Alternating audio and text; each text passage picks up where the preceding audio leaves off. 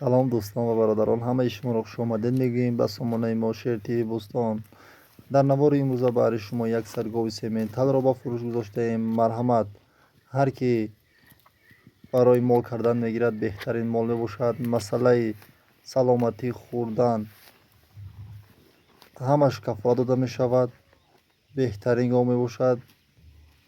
як гусола зоидагӣ айни ҳоли 1 моҳа буғуз мебошад.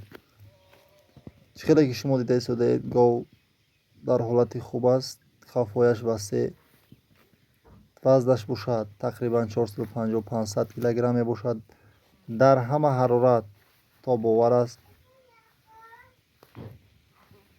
қарор дорад дар ноҳияи Абдураҳмони Ҷомӣ. марҳамат, дар рақамҳои дар рӯи экран омада дар тамос шавед ва зуд ин говро харидорӣ намоед. масалан, нархаш бошад 29500 сомон. боз муомила дорад. боқӣ худо нигаҳбон.